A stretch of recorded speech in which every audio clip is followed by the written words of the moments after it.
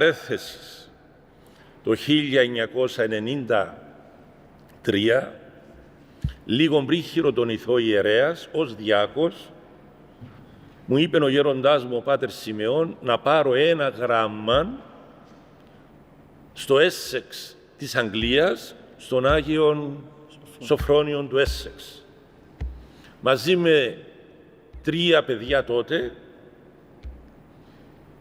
ο ένας έχει γίνει ιερέας, οι άλλοι 2 είναι εξαιρετικοί ιεροψάλτες.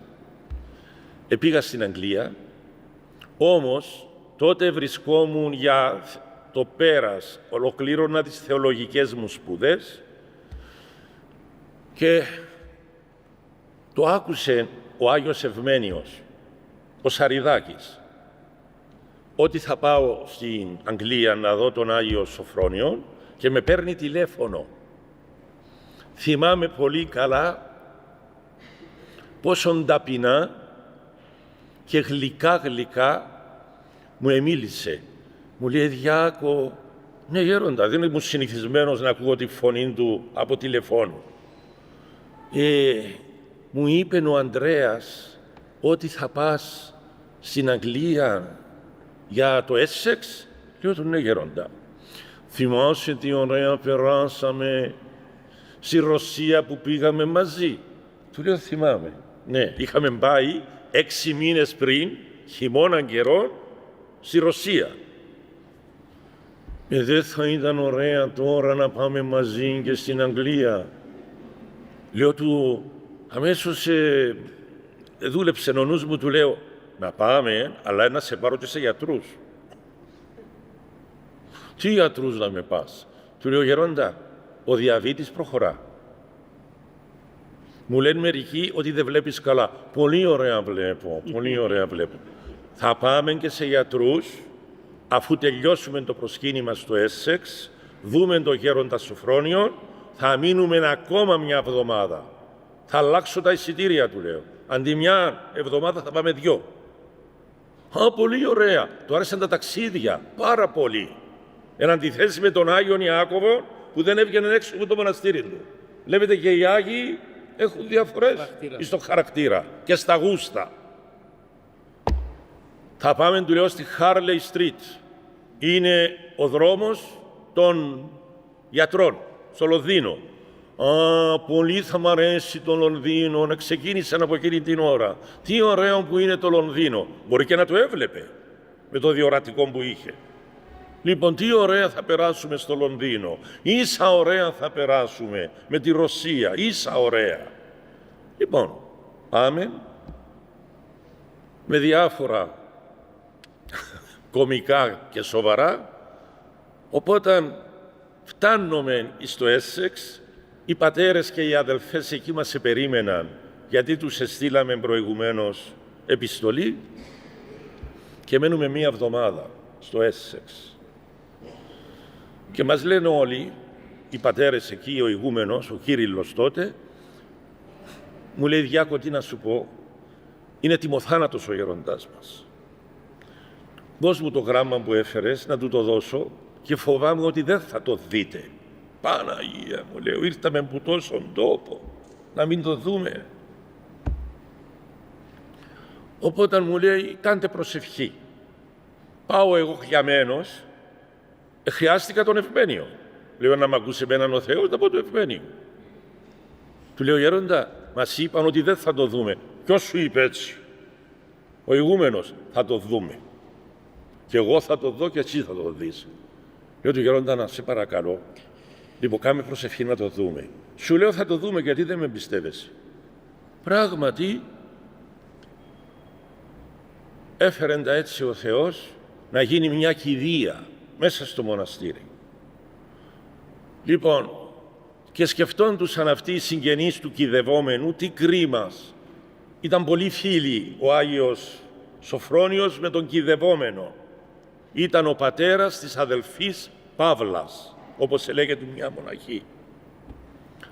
Και να μην τον αποχαιρετήσει, να μην τον ευλογήσει το λείψανόν του. Όλες αυτές τις μέρες που περιμέναμε με αγωνία για να δούμε τον Άγιος Σοφρόνιον, τα φέρε μια ευλογία μεγάλη αυτός ο πάντα σιωπηλός πατήρ Ευμένιος να μιλά κατάσχετα. Μιλούσε σε εμάς. Άκουσαν οι μοναχές, έκατσαν οι μοναχές γύρω μας. Μετά οι μοναχές πήγαν και είπαν εις τους πατέρες, μα αυτόν που έφεραν οι Κύπροι είναι Άγιος. Ελάτε να ακούσετε τι λέει. Λοιπόν, οπότε ήρθαν οι πατέρες. Και σε μία στιγμή ο πολύς θεολόγος της αδελφότητας και Κύπριος στο γένος, πατήρ Ζαχαρίας, μου λέει, Διάκο, μα γιατί ήρθατε σε εμάς? Του λέει, ήρθαμε να πάρουμε την ευχή του πατρός, του γέροντος Σοφρονίου, να του δώσω την επιστολή που έφερα από τον γέροντά μου, και φέραμε μαζί μας και τον πατέρα Ευμένιο, γιατί ήθελε πολύ να γνωρίσει το Λονδίνο. Έτσι μου λέγε. Λοιπόν, μου λέει, Διάκο μου, για να γίνει καλά ο γέροντας μας, πρέπει ο γέροντας σας να πάει να του διαβάσει μια ευχή. Αυτός, μου λέει, έχει τόση αγιότητα, έχει τόσες εμπειρίες, όσες και ο γέροντας Σοφρόνιος. Δεν έχετε ανάγκη εσείς, μου λέει, να γνωρίσετε τον Σοφρόνιο, αφού εγνωρίσετε τον Ευμένιο. Αυτά είναι το μεταξύ πίσω από τον Ευμένιο, δεν τα ακούει ο Ευμένιος αυτά. Εγώ το ξέρω, του λέω ότι είναι Άγιος ο Ευμένιος, αλλά είμαι πεμπάμενος. Και εκείνη την ώρα σκέφτηκε ο ηγούμενος και λέει, πέστε του Πάτερ Ευμένιου να ετοιμαστεί να κάνει έναν ευχέλαιο του γέροντος Σοφρονίου. Άλλος ο γέρος Σοφρόνιος του ανοίγει τους οφθαλμούς του, τους πνευματικούς, τα μάτια της καρδιάς, όπως έλεγε η γερόντης της Αγαλαχτία, και τι λέει στους πατέρες, μα έχει κανέναν Άγιον αυτές τις μέρες στην αυλή μας? Του απάντησε, ξέρεις ποιος ήταν τότε ο άνθρωπος που τον υπηρετούσε? Αυτός που πηγαίνει, έρχεται και μας βλέπει, ο Πάτερ Σεραφείμ. Έτσι, ο Γάλλος. Ναι. Λοιπόν, λέει, μα έχει κανέναν Άγιο, λέει, μες στην αυλή μας? Βλέπω το Άγιο Πνεύμα, λέει, να γυροφέρνει μες στην αυλή μας. Του λέει, αυτοί οι Κύπροι φέραν μαζί τους έναν κριτικό που λέγεται Πάτερ Ευμένιος. Και πράγματι, του λέει, μας έκαμε εντύπωση, αυτά που λέει είναι όλα οράσεις του αχτίστου φωτός. Φέρτε τον, παιδί μου, τους λέει, να μου διαβάσει αυτός έναν ευχέλαιο, μπας και δυναμώσει λίγο το σώμα μου, το γυραλαίο. Και πήγαινε ο γέρο Ευμένιος, του έκαμε ευχέλαιο και ήρθε παρακαλώ στην κηδεία όρθιος ο Σοφρόνιος και με κάλεσαν και εμένα πίσω από το ιερό και με ευλόγησε και έγινε μια ιστορική συνάντηση τότε, είναι γραμμένη σε ένα βιβλίο, ντρέπουμε να πω τι συνέβη. Λοιπόν, όχι γίνεται, και λίγο τσούνα. Λοιπόν, και μου είπαν τότε οι πατέρες και οι αδελφές των δύο αδελφοτήτων εκεί, καλώς των αδελφών,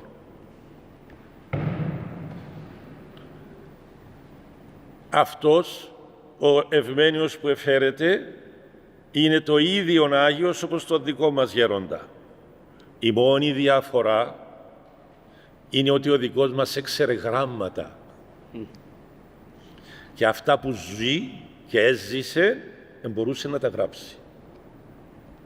Ακούτε? Ενώ ο Ευμένιος δεν ήταν αγράμματος, αλλά δεν έγραφε. Τέλειωσε μόνον το δημοτικό.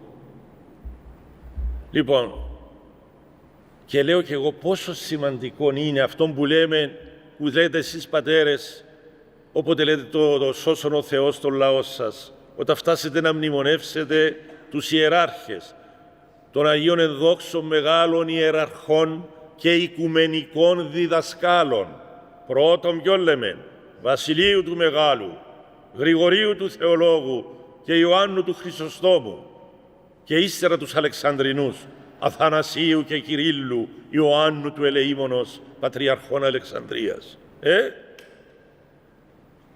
Αυτοί που είπαμε τώρα που μνημονεύσαμε οι Άγιοι είναι οικουμενικοί διδάσκαλοι, γιατί την αγιότητα που εζούσαν του Τριαδικού Θεού εμπορούσαν με τα γράμματα που εδιδακτήκαν στα σχολεία να διδάξουν την αγιότητα, να διδάξουν τη θεολογία. Μα τι σημαίνει θεολογία? Είναι λόγος περί Θεού.